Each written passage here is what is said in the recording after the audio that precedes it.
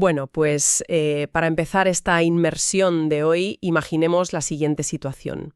Son las 4 de la madrugada y hay alguien de pie en una acera de cemento. Seguramente con un frío de estos que cortan la piel. Eso es. Y, a ver, no está ahí haciendo cola para conseguir entradas para el concierto del año, ni mucho menos. Ni para ser el primero en comprar el último teléfono que ha salido, claro. ¿Qué va?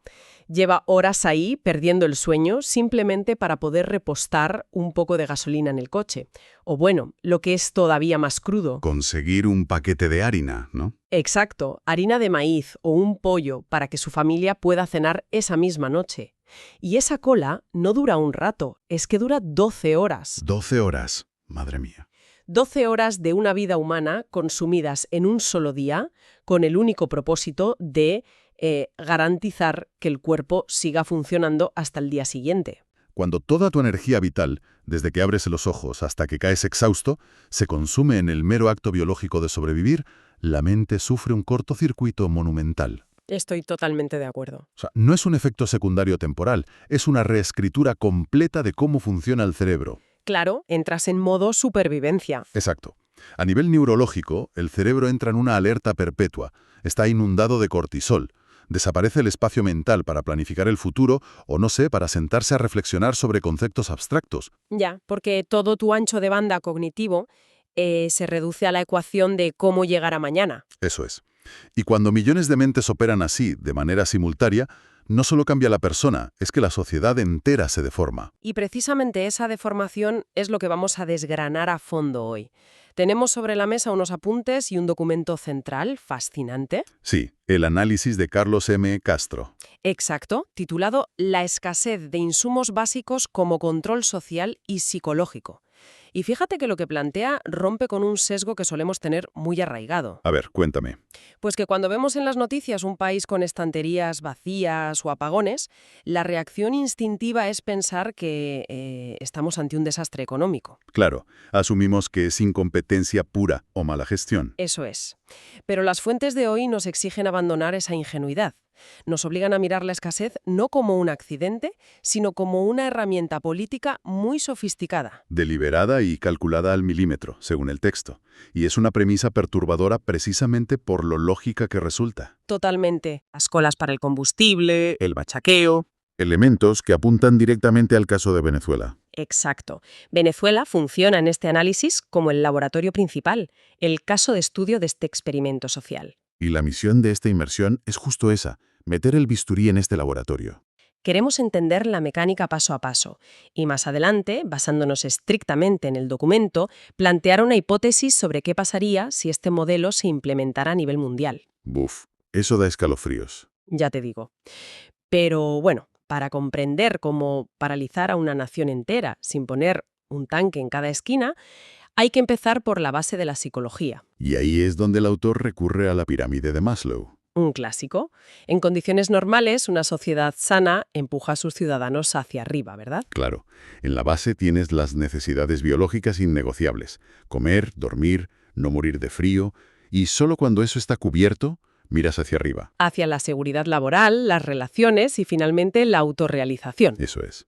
Y en la cima es donde habitan la educación, la filosofía y, fíjate, la conciencia política. Y un ciudadano en la cima es exigente, pide libertades, exige transparencia, lo cual obviamente es un problema gigantesco para un régimen autoritario o cleptócrata. Un problema tremendo. Por eso, según el análisis, la solución estratégica del sistema no es debatir, es hundirles el suelo bajo los pies. O sea, forzar la escasez de recursos básicos para agarrar a esa población que estaba en la cima y estrellarla contra la base de la pirámide. Literalmente, todo se reduce a la supervivencia pura, y el texto plantea preguntas muy crudas. Sí, dice, ¿cómo vas a organizar un sindicato si la prioridad es que tus hijos coman hoy? Es que es imposible. Hay un desgaste físico y mental extremo. A ver, leyendo esto se me ocurría una analogía. Es como jugar a un videojuego donde tu personaje tiene una barra de salud que se está vaciando constantemente. Vale, sí, entiendo por dónde vas. Se supone que tienes una misión principal, que sería arreglar el país o exigir derechos, pero no puedes concentrarte en ella porque tienes que buscar pociones de salud todo el tiempo. Es una analogía perfecta. Y aquí el documento introduce un concepto clave en la filosofía política, que es la biopolítica. Que suena muy académico, pero es muy real. Sí, es básicamente el control del Estado sobre los cuerpos y la vida biológica. El gobierno administra tu energía, Te dicen cuántas calorías vas a quemar hoy persiguiendo un saco de arroz, ¿no? tal cual. Y este agotamiento constante conduce a lo que en clínica se llama indefensión aprendida. Ostras, eso es cuando el cerebro se rinde, ¿verdad? Exactamente. Intentas escapar o solucionar el problema, fracasas una y otra vez porque las reglas están amañadas y al final dejas de intentar. Pierdes la capacidad de planificar a largo plazo, porque el futuro es un lujo. El futuro no existe, solo existe la cena de esta noche. Y claro, una vez que la población está atrapada en esa base, su atención queda completamente secuestrada. Lo que nos lleva a la cortina de humo permanente. Eso es, el verdadero propósito de mantener a la gente en este estado de urgencia. Según el documento, el gobierno logra un monopolio absoluto de la atención. O sea, el debate en la calle deja de ser ¿por qué no progresa el país? Y pasa a ser por qué calle bien el camión de la bombona de gas. Es que es una cortina de humo perfecta. Invisibiliza el saqueo real, que es la entrega de recursos a potencias extranjeras, la corrupción, el desmantelamiento de las leyes. Todo ocurre a plena luz del día, pero nadie tiene margen cognitivo para procesarlo. Porque el 100% de la atención está en buscar comida. Pero, a ver, aquí, como lectora de las fuentes, me surge una duda. Si el saqueo es tan evidente a largo plazo, ¿no llega un punto en el que la frustración supera la cortina de humo y la gente, no sé, se rebela? Es lo que nos dicta la lógica histórica, ¿sí? Claro, la gente no es de piedra. Pero el experto responde a esto en el texto con una frase lapidaria. Dice que el gobierno es quien dicta el ritmo de la angustia nacional. Ah, vale. O sea, no es un caos descontrolado. Para nada. Es un caos administrado. Aprietan la soga hasta el límite exacto donde la sociedad está a punto de explotar y justo ahí la aflojan 1 milímetro. Llega un barco de gasolina o entregan unas bolsas de comida. Exacto. La presión baja, la gente respira un poco y cuando parece que hay normalidad, vuelven a cortar el suministro. ¡Qué sádico! Ese patrón impredecible no deja margen para que se organice una rebelión real. Es matemáticamente imposible organizarse en ese estado de desequilibrio crónico. Y esto nos lleva al tercer punto del análisis, que es donde la situación se vuelve todavía más retorcida y que vemos claramente en el caso venezolano. Sí, la metamorfosis del Estado. Exacto. Como la población no puede valerse por sí misma, alguien tiene que repartir las migajas, y el Estado se erige como el gran salvador. El régimen asume el control total de la distribución, las bolsas de comida racionada, los cupos de gasolina. Y el documento destaca algo terrorífico sobre esto. El acceso a los bienes básicos deja de ser un derecho y se convierte en un favor. Un favor del régimen, sí. Convertir un derecho universal en un favor condicionado es un mecanismo de sometimiento brutal. Porque si protestas o disientes, te excluyen del sistema de supervivencia. Exacto. Se establece un sistema de premios y castigos donde la lealtad política se paga con el sustento más básico. A ver, leyendo esto en los apuntes, me venía a la mente una relación altamente tóxica y abusiva. ¿En qué sentido? Pues imagínate una relación donde el abusador aísla a la víctima y toma el control absoluto de las cuentas bancarias. Ah, claro, abuso financiero. Eso es. La víctima igual quiere huir con todas sus fuerzas, pero sabe que si cruza la puerta no tiene para comer ese mismo día.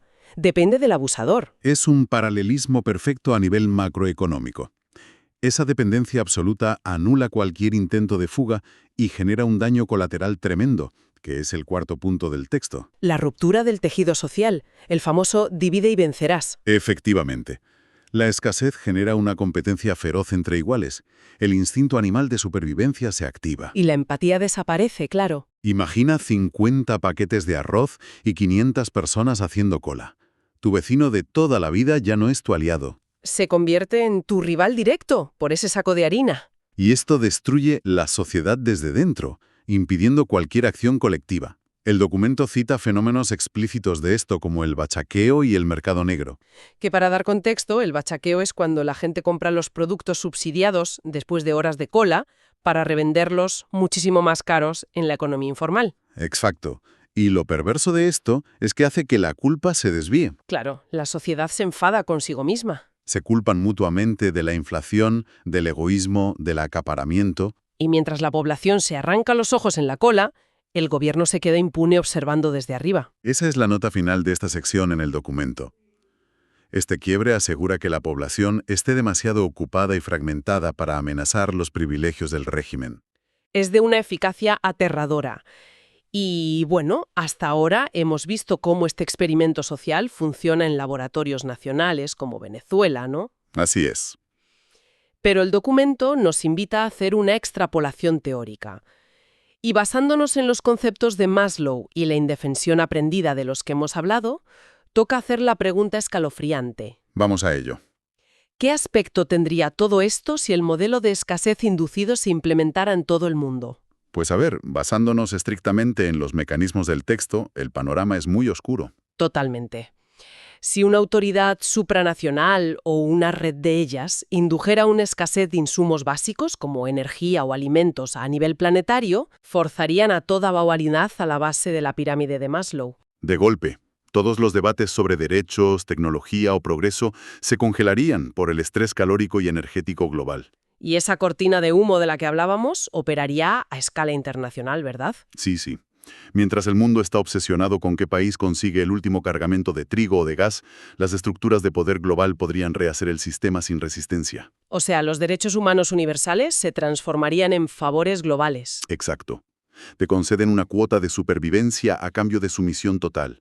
Y el castigo por disentir sería desconectarte de la red de suministros. Madre mía. Y aplicando el divide y vencerás a esta escala, veríamos la misma atomización, pero entre naciones o bloques enteros. El mundo entero culpándose mutuamente. Naciones desarrolladas contra naciones en desarrollo, compitiendo por recursos limitados. Y las verdaderas estructuras de poder global volviéndose intocables porque nadie tiene la energía para cuestionar esa cortina de humo enorme.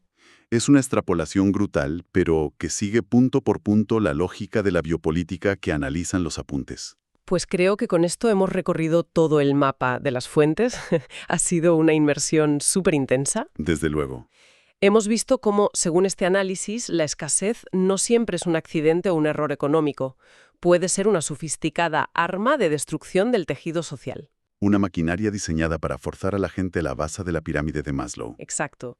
Creando una cortina de humo constante, transformando los derechos en simples favores y dividiendo la sociedad. Un modelo que, ya sea a nivel nacional o en una hipotética escala global, se sostiene gracias a la indefensión aprendida. Y fíjate, para dejar a quienes nos escuchan con una última reflexión, me viene a la mente una idea a partir de todo esto. A ver. Si el éxito de este control se basa en quebrar a una sociedad que recuerda lo que era vivir bien en la cima de la pirámide. Sí. ¿Qué ocurre cuando nace una nueva generación íntegramente dentro de este sistema? Ostras, claro. Una generación que jamás ha conocido la cima. Eso es, si nunca has experimentado lo que es tener la mente libre de la preocupación por sobrevivir, es la memoria de la libertad el último recurso que los regímenes intentan volver escaso.